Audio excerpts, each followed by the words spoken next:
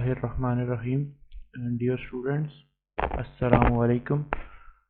उम्मीद है आप सब लोग खैरियत से होंगे। आज हमारी जो डिस्कशन है वो एपिजेनेटिक्स के ऊपर है। Epigenetics as a mode of regulation. तो आज के लेक्चर में हम एक और वे को डिस्कस करेंगे कि जीन रेगुलेशन जो है यूकैरियोट्स के अंदर वो किसी और वे से भी कंट्रोल होती है, और जिसे हम एपिजेनेटिक्स कहते हैं। एपिजेनेटिक्स है क्या? फर्स्ट ऑफ ऑल हम उसकी डेफिनेशन की तरफ मूव करेंगे। Epigenetics is the study of chemical modification specific gene और gene associated proteins of an organism. किसी भी जीन की या उससे जो एसोसिएटेड प्रोटीन्स हैं उनके अंदर जो केमिकल मॉडिफिकेशन है वो एपिजेनेटिक्स कहलाती हैं। सो इससे हम दूसरे वर्ड्स में अगर कहेंगे, ये इस तरह की स्टडी है, it is a study of heritable phenomena changes that do not involve alteration in DNA sequence. तो इसमें कोई डीएनए सीक्वेंस में कोई चेंज नहीं आ रहा होता, बल्कि एपिजेनेटिक्स जो है ये स्टडी करती है किसी भी जीन के साथ जो केमिकल चेंजेस आते हैं, जो केमिकल सब्सटेंसेस उसके साथ अटैच होती हैं, या उस जीन से एसोसिएटेड जो प्रोटीन्स हैं जो उसके साथ अटैच हुई हुई होती हैं प्रोटीन्स, उनके अंदर कोई केमिकल चेंज आता है तो उससे जीन का एक्शन में जो चेंजेस आएंगे, जो तब्दीलियाँ आएंगी, उसको हम एपिजेनेटिक्स के अम्ब्रेला के अंडर स्टडी करते हैं। सो ये क्लियरली आपके माइंड में होनी चाहिए चीज़ कि इसमें कोई जीन के सीक्वेंस में जो इसके डीएनए के सीक्वेंसेस मौजूद हैं बेसिस के, उनमें कोई अल्ट्रेशन नहीं है एपिजेनेटिक्स। तो ये जीन सीक्वेंसेस, जीन की जो अल्ट्रेशन है, इसमें केमिकल चेंजेस जो हैं वो उसको उसके जो मोड ऑफ एक्शन है इन द फॉर्म ऑफ ट्रांसक्रिप्शन या ट्रांसलेशन, उसमें अल्ट्रेशन लेके आते हैं। एपिजेनेटिक्स जो है और जीन एक्सप्रेशन पे इसका क्या इम्पैक्ट होता है, जैसे पहले मैं इसके बारे में बता चुका हूँ। कोई भी केमिकल चेंजेस आते हैं, एपिजेनेटिक चेंजेस जो भी आएंगे, केमिकल चेंजेस उसके प्रोटीन में हों या उसके जीन के सराउंडिंग में अटैच केमिकल्स में हों, तो उससे जीन के टर्न ऑन या टर्न ऑफ होने पे इफ़ेक्ट आता है। कुछ ऐसे केमिकल्स होंगे जो जीन को रेगुलेट करने में हेल्प करेंगे, उनकी प्रेजेंस, और कुछ ऐसे होंगे अगर वो प्रेजेंट होंगे तो वो टर्न ऑफ करेंगे। इस तरह अपोजिट होगा, जिन्होंने टर्न ऑन करना है अगर वो एब्सेंट होते हैं तो भी जीन जो है एक्सप्रेस नहीं कर पाएगा खुद को। सो मोस्ट कॉमनली ये जो एपिजेनेटिक चेंजेस हैं ये कंट्रोल होते हैं इन्वायरमेंटल चेंजेस, इंडक्शन जो आती हैं इन्वायरमेंटल चेंजेस, या बिहेवियर जिसमें डाइट है, न्यूट्रिशन इनटेक, या इस तरह के जो रूटीन एक्टिविटी हैं ऑर्गेनिज्म की, वो इन चेंजेस को लेके आती है। कुछ जीन्स के एक्सप्रेशन को अगर ऑर्गेनिज्म के लिए ज़रूरी नहीं होता तो इन्वायरमेंटल चेंजेस या बिहेवियरल चेंजेस की वजह से वो जीन्स अपना काम करना छोड़ देते हैं और उनमें केमिकल चेंजेस आती हैं, केमिकल अल्ट्रेशन आती हैं। Types of genetic modification one by one मैं इनकी जर्नल डिस्कशन आपसे करूँगा। फर्स्ट ऑफ ऑल मिथाइलेशन है। मिथाइल ग्रुप बहुत एक इम्पॉर्टेंट ग्रुप है जो कि डीएनए के सेगमेंट्स के ऊपर प्रेजेंट होता है। ये उसके जीन रेगुलेशन को पॉजिटिवली इससे कोरिलेट किया जा सकता है। बहुत सारे ऐसे जीन्स हैं जिनके लिए मिथाइलेशन या मिथाइल ग्रुप के एडिशन जीन्स के सीक्वेंस की प्रेजेंस डीएनए मॉलिक्यूल के साथ ज़रूरी होती है उनकी प्रॉपर रेगुलेशन के लिए। अगर ये मिथाइल ग्रुप एब्सेंट होगा तो वो जीन्स जो हैं वो प्रॉपरली रेगुलेट नहीं करते, अपना फंक्शन परफॉर्म नहीं करते, उनका एक्सप्रेशन जो है वो शो नहीं हो पाता in the form of transcription and translation. Second इसमें आ जाता है histone acetylation. Addition of acetyl group जो है ये बहुत ज़्यादा इंपॉर्टेंट रोल प्ले करता है न्यूक्लियोसोम के स्ट्रक्चर को स्टेबलाइज करने के लिए। जो डीएनए और प्रोटीन्स की जो डीएनए और उसके एसोसिएटेड प्रोटीन्स हैं उनके स्ट्रक्चर को मेंटेन रखने के लिए बहुत इंपॉर्टेंस रखता है। इसके अलावा ये स्टोन की जो एसिटाइलेशन है, स्टोन ग्रुप्स के साथ जब एसिटाइल ग्रुप्स ऐड होते हैं तो इस फंक्शन का बेनिफिट ये होता है कि जो रेगुलेटरी प्रोटीन्स हैं उन्हें डीएनए के उन पर्टिकुलर सीक्वेंस में जहाँ पे जीन मौजूद हैं उनमें अटैच करवाने में हेल्प करती हैं। सो ये प्लेटफॉर्म प्रोवाइड करते हैं एसिटाइल ग्रुप जो रेगुलेटरी प्रोटीन्स हैं उनको अटैच करने के लिए। अब रेगुलेटरी प्रोटीन जब अटैच होती हैं डीएनए के साथ तो फिर रेगुलेशन का प्रोसेस ट्रिगर हो जाता है, टर्न ऑन हो जाता है, और जीन प्रॉपरली अपनी जो रेगुलेशन है उसको परफॉर्म कर सकता है। सो उससे प्रोडक्ट्स बनेंगी इन the form of messenger RNA और वो मैसेंजर आरएनए जो है ट्रांसलेट होके प्रोटीन्स की फॉर्म में as a end product produce होगा। सो स्टोन एस्टाइलेशन जो है, एस्टाइल ग्रुप के ऐड होने से जो रेगुलेटरी प्रोटीन्स हैं उनकी अटैचमेंट के लिए जो साइट्स हैं वो बनती हैं, तो रेगुलेशन का मैकेनिज्म इजीली रन हो सकता है। थर्ड केमिकल चेंज जो हो सकता है वो यूबिक्विटिनेशन कहलाएगा, जिसमें यूबिक्विटीन जो प्रोटीन है उसकी एडिशन जो है वो इम्पोर्टेंट रोल रखती है किसी भी जीन के एक्सप्रेशन में। बेसिकली ये प्रोटीन जो है इसका फंक्शन ये होता है कि ड्यूरिंग द जीन एक्सप्रेशन जो प्रोटीन्स बनती हैं, अगर उसमें से कोई एबनॉर्मल प्रोटीन बन जाए तो ये उसे डिग्रेड कर देती हैं।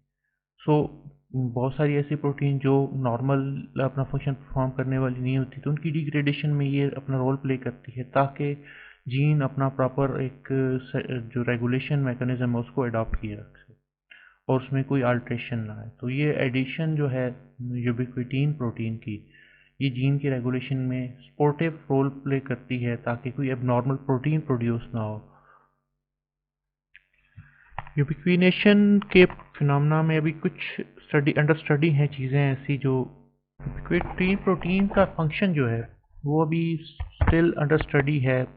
100% उसका जो फंक्शन है जीन रेगुलेशन में वो स्टडी नहीं हो चुका, लेकिन बेसिक बातें मैं आप लोगों को जो पहले बता चुका हूँ अब तक वो कंफर्म हो चुकी हैं जो भी उसके एविडेंस हैं अकॉर्डिंगली। फोर्थ वन हमारे पास है phosphorylation, addition of phosphoryl group. Post translational control भी इसे कहते हैं। पोस्ट ट्रांसलेशनल कंट्रोल इसलिए भी इसे कहा जाता है क्योंकि प्रोटीन सिंथेसाइज करने वाले जो सिग्नलिंग प्रोटीन्स वगैरह हैं, इस मैकेनिज्म से जो पोस्ट ट्रांसलेशनल कह सकते हैं फास्फोरिलेशन का प्रोसेस जो है, इसमें ट्रांसक्रिप्शन फैक्टर्स जो हैं उनको की फास्फोरिलेशन की जाती है यूजिंग द एटीपीज। तो इस फंक्शन के दौरान जो प्रोटीन के जो रेगुलेटरी फंक्शंस हैं वो कंट्रोल किए जा सकते हैं। तो पोस्ट ट्रांसलेशनल कंट्रोल जो है फास्फोरिलेशन का जो है, ये जो रेगुलेटरी प्रोटीन्स हैं या रेगुलेटरी फैक्टर्स जो हैं उनके अंदर फास्फोराइल ग्रुप जो है वो ऐड कर देता है, जिसके बाद या तो वो इनएक्टिव फॉर्म में चली जाती हैं या एक्टिव हो जाती हैं। तो ये उनके रेगुलेशन के मैकेनिज्म के लिए जो फैक्टर्स हैं, जो रेगुलेटरी फैक्टर्स हैं या रेगुलेटरी प्रोटीन्स हैं, उनको कंट्रोल करने के लिए केमिकल चेंजेस आती हैं जो उन प्रोटीन्स को कंट्रोल करती हैं। उन प्रोटीन्स के बगैर जो रेगुलेटरी प्रोटीन्स हैं, जीन अपने रेगुलेशन का जो प्रोसेस है उसे कंप्लीट नहीं कर सकता। तो ये most commonly after translational mechanism होते हैं उन प्रोटीन्स के बनने के बाद। जो प्रोटीन्स इस प्रोसेस को हैंडल करती हैं तो उनके अंदर ये चेंजेस आते हैं जब वो प्रोटीन अपने डीएनए मॉलिक्यूल से सिंथेसाइज होती हैं और वो जो हमारा प्रोडक्ट प्रोड्यूस करने वाला जीन है, जैसे यूकेरियोट्स में हमने डिस्कस किया था लास्ट लेक्चर में, जो प्रोड्यूसर जीन है उसके ऊपर आने को कंट्रोल करने वाले जो फैक्टर्स हैं उनके अंदर ये फास्फोरिलेशन का प्रोसेस होता है। एटीपीज की हेल्प से फास्फोएट ग्रुप्स वगैरह ऐड होते हैं जो उनको या तो प्रोटीन्स को एक्टिव कर देते हैं या इनएक्टिव कर देते हैं, और वो इन टर्न रिप्लाई में जो जीन्स हैं उनकी रेगुलेशन को कंट्रोल करते हैं। नेक्स्ट इसके बाद हम मूव करेंगे जो टाइप्स ऑफ एपिजेनेटिक मॉडिफिकेशन है, उसमें से एक एग्जांपल मैं आपके सामने डिस्कस करूंगा। पहले हमें ये समझना होगा कि जैसे मैंने बताया था केमिकल चेंजेस हैं जो उसके प्रोटीन्स हैं या उसका जो स्ट्रक्चर है उसके साथ जो केमिकल्स अटैच उन पे। तो क्रोमोसोमिक के स्ट्रक्चर को से स्टार्ट करेंगे। एपिजेनेटिक मैकेनिज्म जो है ये इफेक्ट करता है डेवलपमेंट जो अर्ली एज में होती है, उस वक्त ये कंट्रोल होता है। इन्वायरमेंटल केमिकल्स जो हैं वो इसको एपिजेनेटिक चेंजेस को ट्रिगर करते हैं, डीएनए क्रोमोसोम में चेंजेस लेके आते हैं। ड्रग्स और फार्मास्यूटिकल जो हम ड्रग्स मतलब जो हम मेडिसिन यूज़ करते हैं उनकी वजह से चेंजेस आ सकते हैं। With the passage of time age factors जो हैं और डाइट जो है, ये सारे के सारे इन एपिजेनेटिक चेंजेस को ट्रिगर करते हैं। तो डीएनए से क्रोमेटिन बनता है, आप इससे अच्छी तरह से अवेयर होंगे। डीएनए क्रोमेटिन से बना हुआ होता है, और क्रोमेटिन मटेरियल के अंदर आपको पता है कि क्रोमेटिन जो है वो कम्बिनेशन है डीएनए मॉलिक्यूल का उसमें और उसके अंदर प्रोटीन्स मौजूद होती हैं स्टोन्स की फॉर्म में। तो ये सारे के सारे जो उसके बेसिक स्ट्रक्चर में हैं, तो ये मॉडिफिकेशन इसके बेसिक स्ट्रक्चर में आती हैं।